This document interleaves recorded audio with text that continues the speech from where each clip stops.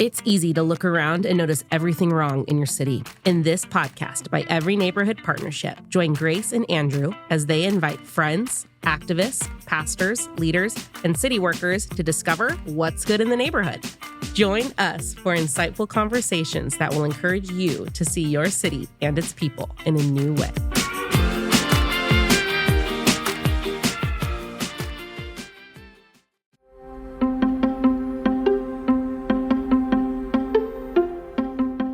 On this episode of What's Good in the Neighborhood, we are in our neighboring practice series, and we're chatting with James Williams III. He's the CEO and founder of Edison Youth Activities here in Fresno. And he's chatting with us today about the power of consistency, what it means to show up day in and day out for kids that don't have a ton of other consistent things in their life. In this episode, you're going to hear James's heart all the way through about why he does what he does, the people that have poured and invested into his life, the transformation that he's personally gone through so that he can return back to the neighborhood that he's from and give back to kids so that they have brighter futures.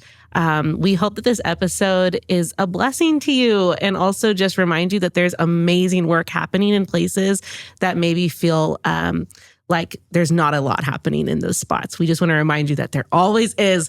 There's always amazing people doing the work. So we hope you enjoy. And this is our episode.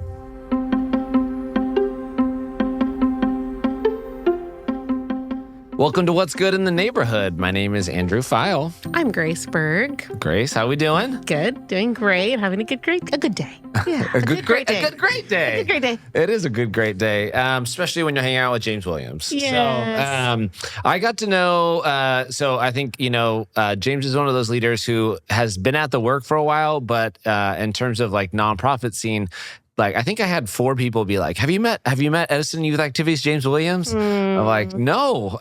So you hear it enough. And we've had the pleasure of sitting down a couple times, just connect get to know each other, build trust. And then, seeing the work up front and seeing James table in at stuff and being out in the community together, I see a person who loves and cares deeply for youth. Watching youth come up to him, give him a hug, just know that you can tell this is a person that's creating safety for kids in our city. And so as we were then thinking about this podcast series, we're doing this series is about neighborhood practices and being a good neighbor. And what does that take? And these ideas of proximity and empathy and showing up for others. As I thought about who represents that in our city, James, you came to mind. So thanks for coming on the podcast. Your reputation preceded you. Thank you guys for having me. It's really a pleasure. Really a humble pleasure. Oh, cool. Yes. Well, so give us a little context. This is one of those things where it's like the loaded question of like, your story, and then how did Edison Youth Activity start? What are you doing? Like, feel free to go as far back as you want, or as short of a journey or story you want. Well, it goes back to my basic childhood, growing up in Southwest Fresno, moving from LA at 5 years old, coming out to Fresno, and moving in the Southwest. In Southwest, it's mostly was a tough area back in the 80s. Yep. And so seeing that sports was an outlet for me at a time, but then growing up with what was your sport? Oh, baseball. Baseball, okay. Baseball, football. I played all 3, but baseball was the one. Your thing, they say I played a corner like Ripken. Oh, yeah. He's my guy. Hot spot. Yeah. Third base. Yes. He's the GOAT. My dad for some reason was like a big Baltimore fan. And I think it was just Cal Ripken. Him and my brother went out there and I was always jealous they got to go to the what's the park? I can't remember what their park is called. Crimson Park? Yeah. Anyways. Yes. Okay. So it started right there. And then it took a real pivot growing up in Southwest, single parent mother, 2 older brothers. Then it took a real pivot when one of them was incarcerated. And so that looked like a father figure just took it away from me. Yeah. So it led me to a whole dark area, different paths. And so I was like, man, okay. So once I got back on the right path, I looked back and I said, I see kids out here got the same going through the same thing that I went through. Mm-hmm. So how can I close that gap and have that bridge where they could walk around and be someone to pour into, because there's a lot of fatherless people out there, especially young adults, young kids, especially our African-American and our brown brothers are out there, single parent moms is doing their best. Mm-hmm.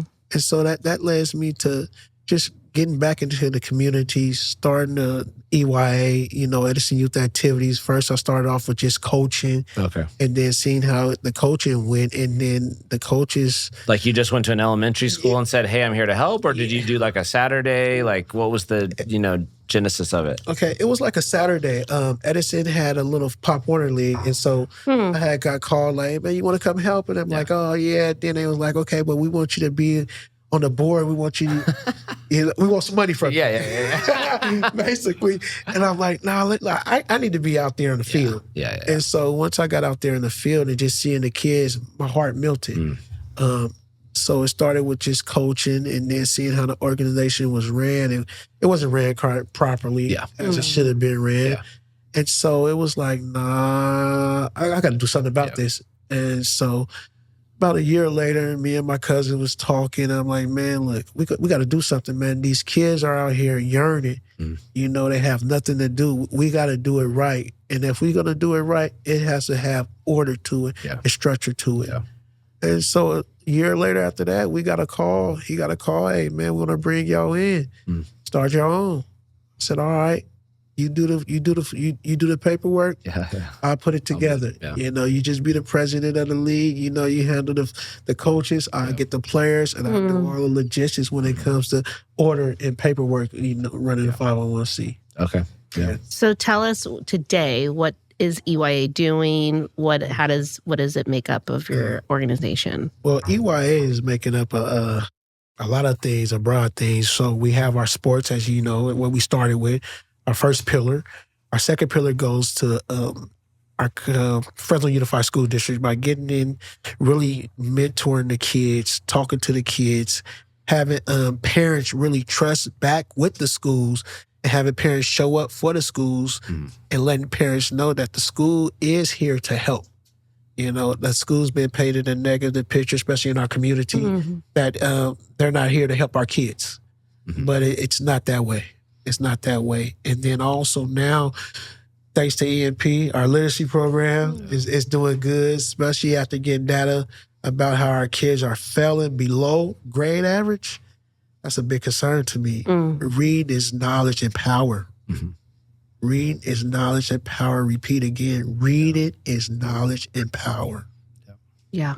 Yeah, LaQuisha on our team, one of the things is you get her fired up. She just goes, but, for her, reading is a justice issue and it's a liberation tool, for justice and power. It's to be the next generation person leader. We know they are that, but they do have to have that skill, that tool of literacy. Yes. So do you run is it a league, Edison Youth Activities? No, it's not a league. So we partner in a league. It's called the All Valley League. That's who we with. Okay. But we take our kids and we're played mostly down south. We have a few home games. So no, it's not a league. But now we're starting. We're starting. Oh, cool. We're in the future, in the forecast, looking to start our own league because people have been reaching out because not just what our football is doing, but what the whole program is doing abroad. While they watching our Facebook, our Instagram, they seeing kids going on trips, field trips, just a lot of more activities, real activities that kids need, especially in this time of days. Ever wondered what makes your neighborhood unique or how the history of your city shapes the places you love today? Well, now you can explore the story of Fresno like never before, right from your car using the VoiceMap app. Introducing the Every Neighborhood Partnership Drive Tour, a self-guided audio tour that brings your community's history, landmarks, and stories to life. As you drive through local streets, EMP's Drive Tour will guide you with fascinating insights into the people, places, and events that have shaped your neighborhood. Whether you're discovering hidden gems, learning about community activism, or simply enjoying a fresh perspective on familiar places, this tour is a great way to connect with Fresno in a whole new way. So, what are you waiting for? Tap into the Every Neighborhood Partnership Drive Tour today on VoiceMap. and get to know your community like never before. Download the Voice Map app, search for the Every Neighborhood Partnership Tour, and start exploring now. Fresno's story is waiting to be discovered. This is a little bit of a tangent, but it'll get back to it. World Cup's coming to United States this summer. I'm a huge soccer fan, but I keep hearing them talk about one of the main problems of youth sports in America is youth sports is a pay-to-play activity. And so I don't know, how have you seen that? And they're talking soccer, but it's across every sport. How have you seen that affect the Edison region? It really puts a real big hindrance on it, especially when it goes to paying for finances with our community. You know, as we all know, Southwest is a low LIM. Yeah. You know, and so what is LIM? Low income. Yeah. Low income and community. So it's basically the parents have to have an option. Do I pay electricity bill or do I let my son play for $100? Yes. Yeah. Which one? Mm-hmm. Yep. Which one? Yep. So with Edison Youth Activities, we no kid left behind, my motto. Yep. You know, if you want to play and parents talk to us, pull us to the side like, hey, we don't have it. Yeah. We don't have it. Don't worry about it. Let us, we'll get him. Yeah. You know, and we'll make a way. Yeah. Mm-hmm. So it's real big because now it's all about the pay to play, because now as we look down the line, what's going on with high school and college now, a lot of recruiting in high school and then the NIL. Yep. So it's messing everything up, especially for those that can't afford it. Yep. Yeah, it's and even as a parent, you know, I got a 14 and a 10-year-old, and so, you know, I'm like, I don't know how to afford this. How do parents afford this? And then even knowing our neighborhoods, transportation is the key to any of this as well. So you got to have a car to shuttle them to practice, to games, all over the city. I mean, they're all over the valley. So yeah, these are just real, authentic barriers that when we think, oh no, anybody can play, all kids can go out and it's just the neighborhood thing. It's like, that's not the world we're living in right now. No, it's not. So our kids aren't getting those basic skills and all the team, all the connection. I know you do so much, like sports are the avenue, but like, what is your heart for these youth? What is the heart you have for, and obviously you're a person of faith. You are, part of a church. Like, what is the hope even as a pastor, as a youth leader at Westside? Like, why do this stuff? That's a good question. My whys. Yeah. I always have the whys. Yeah. The reason why I do it. And I give you 3 legitimate. One, because they remind me of myself. 2 is I feel everyone should have a fair opportunity. The 3rd why is the biggest why ever. Because everyone should know that EYA is trying to represent and is going to represent the kingdom of God. It's to bring the kids in, because as we know nowadays, the kingdom church is not being taught at the dinner table anymore. Yeah. It's not being taught on the television like that. It's not being taught anywhere. So where would the kids really see the kingdom unless we go out, kingdom disciples go out and really show them first? And then introduce them to the gospel. That's been my number one thing, and that's why my real core part is giving our kids a future and a hope. The hope is in Jesus. The future is eternity. That will happen. Yeah. So that's my real why right there. I look at souls when I look at these babies, these youth. You know, how would they know to come to the wedding party, as he calls it? How would they know if they don't even get an invitation? They don't even know it's a party. Yeah. If no one is giving them an invitation. Yeah. Well, and that's so good. And often I think what we could see on like the harmful side is that people come in, present the gospel, and peace out, right? Yes. So I think what we wanted to highlight with y'all is that you've chosen a commitment of consistency. You're going to show up in this area, in this region, at these schools. And so maybe just open up a little bit as to why. Like, why what does consistency, what's the impact of it first? And then what happens when you're not consistent, or if kids get like, they're dependent on you showing up. Like, you know what I mean? Okay. We hit with the bad one, the non-consistency, because we see that a lot. Yeah. Not just at kids, adults see it Right. with other adults not being consistent. Because not being consistent, man, you damage the person, because it's already, we have a defense mechanism all as humans to really trust and really rely on someone, and for you not to show up.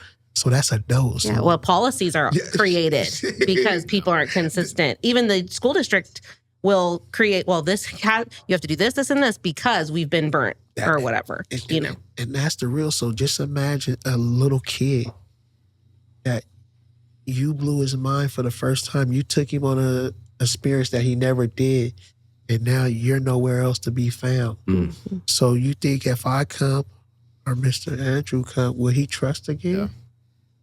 He don't want nothing to do. Mm-hmm. Nothing to do, because now how many have then let him down before we even came? Mm-hmm. Yep. Right. So consistency, not consistency, it's bad. Mm-hmm. But on the flip side, the consistency is when showing up for these kids, they're opening up to you. They're trusting you.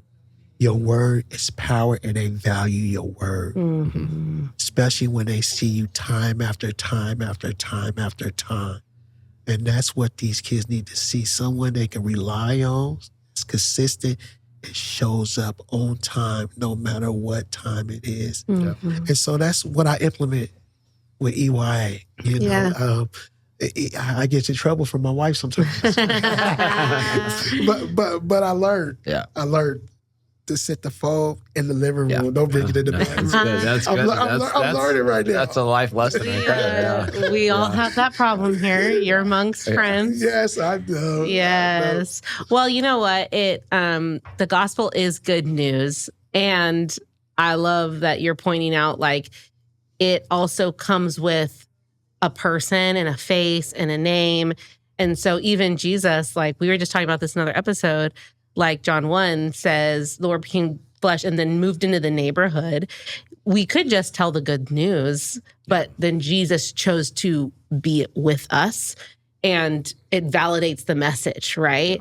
So you can tell really good news and then peace out. That's not as powerful as being there long term. Yeah.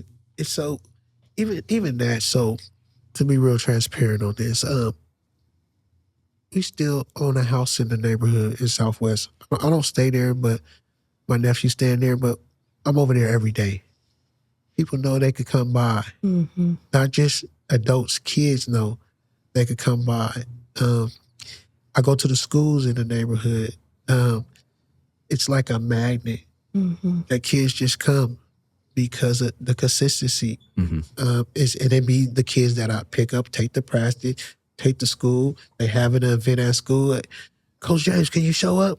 Oh, yeah, what time is it? Let me check my calendar. Oh, yeah, I'll be there. Mm-hmm. And just seeing that. And just seeing their face. But the real catch is, remember, we're going back to the kingdom. These kids come to church with me. Yeah. Mm-hmm. I don't just pick them up for games, activities. They ask, can we come to church with you? Mm-hmm. Yeah, another safe environment that you can put them in, yeah. And that's what it is, because we really don't know what's at the house. Mm-hmm. That's right. Is the house really safe? Yeah. Yep. Is it? Yeah. Mm-hmm. Yeah, that's good. At Every Neighborhood Partnership, we believe that strong, vibrant communities start with engaged and empowered residents. To make that happen, we need your help. Our mission is to connect neighbors, create opportunities for local leadership, and transform neighborhoods through education, collaboration, and advocacy. Every dollar you donate goes directly to supporting programs that make a real difference, whether it's providing land use education, elementary literacy mentoring, or healthy spaces to help kids and our families grow. When you donate to EMP, you're not just giving money, you're investing in a future where every neighborhood in Fresno has the tools and resources it needs to thrive. Your contribution, whether big or small, ensures that our communities have a seat at the table in the decisions that affect them most. So if you believe in seeing students excel, our community members healthy and whole, and our neighborhood's thriving, we invite you to make a donation today. Just visit everyneighborhood.org or tap the link in the show notes to give. Your support helps develop the next generation of leaders like Fresno depends on it. Donate now to Every Neighborhood Partnership. So as you kind of, alluded to some rough times in your life, what brought you to faith? What brought you to that new life? What was the moment or the series of moments that flipped in your mind that you realized, okay, I don't have to be what I was. I can be a new person. If that's a Jesus story, a people story, whatever it is, right? We're real transparent. Yeah. So it's going to be a Jesus story, definitely. 2010, after being incarcerated for a couple years, I was in a cell by myself, and it was really feeling real bad, and went through some things, and I'm like, okay, God, I done heard people say they seen you, they just spoke to you, spoke to them. I said, if you real, you got to show me something. Mm-hmm. I mean, you really got to show me something. So after I prayed, I went to sleep. Had a dream. He came through the cloud, said, this is me. I remember it still to this day. I got out that bunk, got on my knees, started crying. Mm-hmm. I had a Bible, started reading my Bible. After reading my Bible, he took me on a journey of studying. Wow. I wrote my first sermon that I sent home to my mom from prison in 2011. Wow. I still have it. Yeah. I still have it. She's like, what did I just give to my son? But no, it was a blessing. Yeah. No, I'm sure it was truly a blessing. Yeah. And so that was the turning and real pivot moment. And so after that, I said, God, you know what? You got me, because I done tried it all. Yeah. I'm sitting in prison, doing 11 and a half year sentence. Like, God, you got me now. You got me. And he took me on a journey. And that journey, it was good. Yeah. I wouldn't change it. And when that journey came out of prison, he really led me on. It's from getting to school, going to go deeper into the word. Yeah. And then not just that, now he tells me back, remember when I saved you? Now you have to do that to someone else. Be that same example. Yeah. Be that same one, because it's still kids. Yeah. Still young adults that's looking. He saved you for something. For a bigger picture, a bigger purpose. And like today, the neighborhoods I ride through Southwest, it's kind of funny and kind of scary to me. Yeah. I have some people, when they see me, here come Pastor, put the drink down. Hey, nah, I used to be one of you guys. Don't do me like that. But he showed me your peer influence, your respect now, because you're walking with new dignity. Yeah. You're walking into an assignment, and so your pure clean hands and a pure heart has to be. And so once I see that, it's like, okay, God. So I he just had me on a roller coaster. Yeah. And I couldn't imagine where you're at now. Yeah. Like I told you before I came in here, and I was scared, I was crying. I get emotional, knowing things that I've been through, losses that I did lose, being incarcerated. Yeah. It's overwhelming, but then I remember his word. I knew you before Yes. the foundation. Yeah. I have a hope, future and a plan for you, my son. Yeah.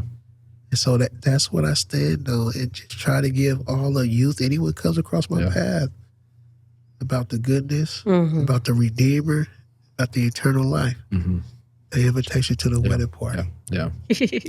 That's so good. Well, and a bravery and a courage to go back to the place where you could have easily run, or left that community and said, I'm not coming back here. I'm not going to give back to this place. But obviously, I hear in your story, there's a deep drive there of like, those kids are me. I am those kids. What could happen? What would happen if I had a James? Yes. Right? Yes. And what would it look like for a child to be supported? We've been a few times we've mentioned it on this podcast about like what happens when a child has one adult that cares about them, that wants to see them thrive, that shows up consistently. It's how literally all the research trajectory. is just like a kid needs one adult at the school. It doesn't have to be their teacher. It's just one adult that looks them in the Cares eye, about them. knows them, and cares for them. And that blows my mind. That's so simple, but that is not most of our kids' experience. And that's so true because, like you said, one adult. Yeah. One person. Yeah.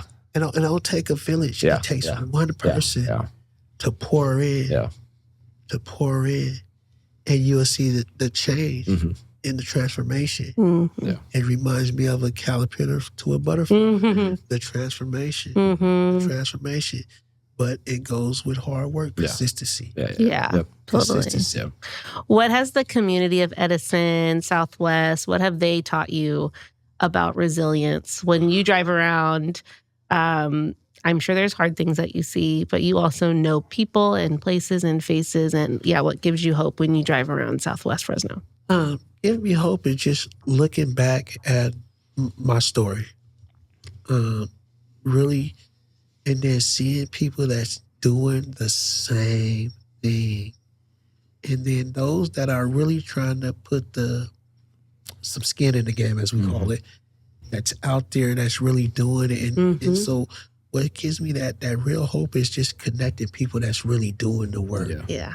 That's really doing the work, that really has the passion to do the work. Not just to say we did it and take a few pictures. We got a lot of them. Photo ops. We have a lot of them, but those that really doing the work, because the work that you do does not go unnoticed. It is not in vain. If it's a good work now. Remember the good work. and so that's what really gives me that hope. And then looking at the kids, man, they're so precious, so innocent. And Jesus even stated, don't forsake these little ones. Don't. Don't. Yeah. Because that's the only way we can enter to the kingdom. They have a lot to teach you. Yeah. I learned. Yeah. So I got 3 kids of my own. 4. Yeah. I got a grown one. I got an 11-year-old. My 11-year-old is the professor. Yeah. Okay. He said he wants to be a judge. I told you got that. Yeah. Go, brother. If I ask him to do one thing, he gives me the 3 why. Yeah. And I have to break it down. Yeah. Ooh, some substantial evidence. Are you working on it? Oh, That's amazing. goodness. But that's just to show you that our kids are changing with time. Yeah. You know, they're real susceptible and they're open. And so we just got to make sure when they're open that we pour into the right thing. Yeah. You know, because one thing I say, especially with the young adults, these young men as they becoming the kids that we deal with as young men, a lot of young men that you're going to be a leader. Good and bad. Yeah.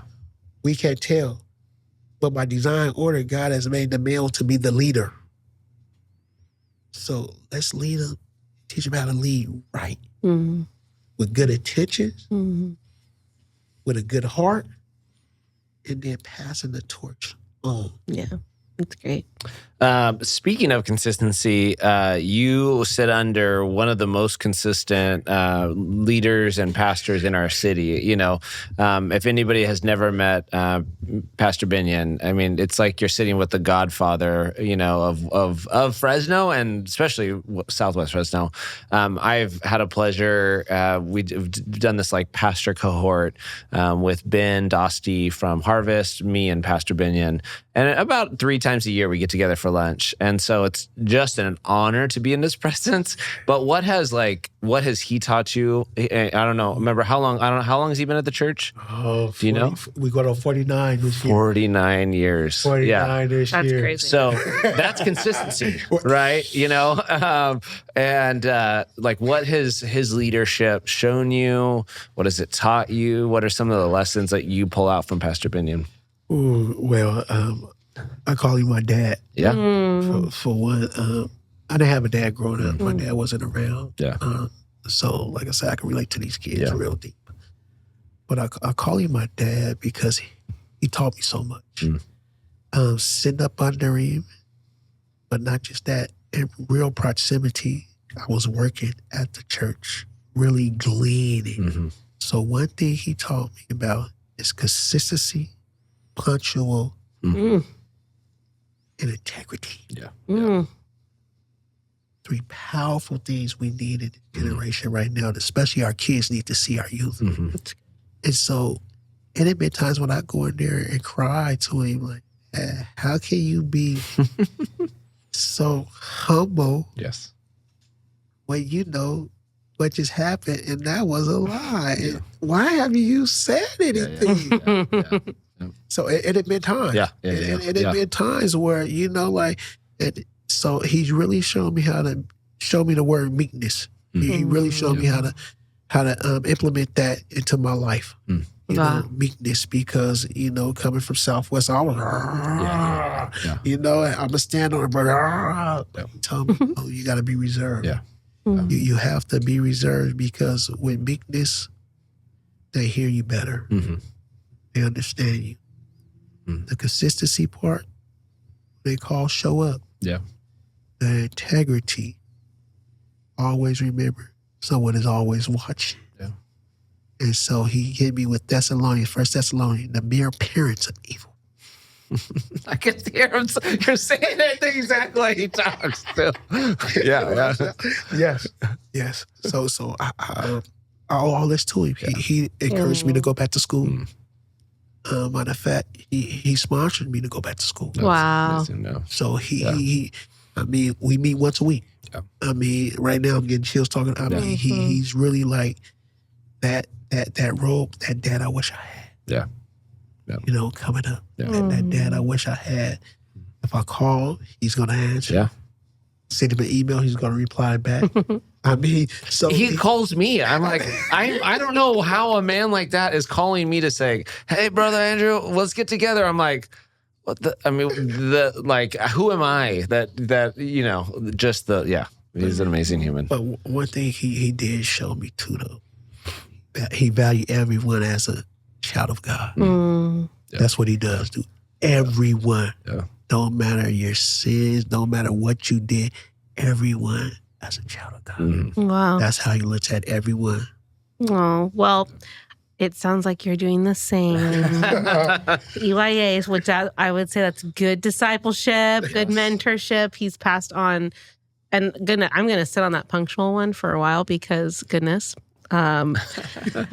It's funny, like when you're a parent and you're raising kids and, you know, you like want to pass on, like, well, let your yes be yes and your no be no. Like, or we've committed to this thing, we're going to see through this commitment. And then like your own tendencies to be like, I don't want to do that thing. I don't want to, or like, let's switch it up tonight. Like, I don't know. I'm as a parent being encouraged even now to be like, be consistent. Like, let your yes be, you know, let your yes be yes, let your no be no. And so I'm gonna chew on that one for a little bit. Thank you so much for sharing your heart. That is so, if anyone's listening to this podcast, it's just so clear how much you care about your kids, the community, and then giving out of a place of your own transformation.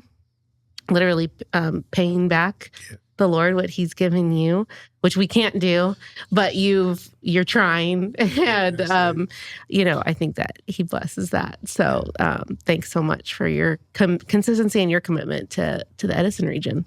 Thank you. If anybody wanted to learn more about Edison Youth activities, I know we texted this week, you need some baseball gloves. Yeah. Oh, You- So if anybody wants to learn about what you're doing, sign up, join, volunteer, or donate, how do they do that? You can go to the webpage. It's www.edisonyouthactivities.org. Follow us on Instagram the same way, edisonyouthactivities.org, and Facebook. And just get involved, especially those that have a heart for our youth, man. Our youth need to see people that's consistent, that has a heart, and that's just willing to show up when time's needed. So good. Thanks so much. We appreciate you. Thank you, guys. Yeah. Thank you for having me. Yes. Thanks for tuning in. If you want to find out more about EMP, you can visit us at everyneighborhood.org or follow us at EMP Fresno. Every Neighborhood Partnership and this podcast exists to activate, equip, mobilize, and transform here in Fresno and beyond. If you liked what you've heard, please share and review what's good in the neighborhood wherever you listen. We'll see you next time.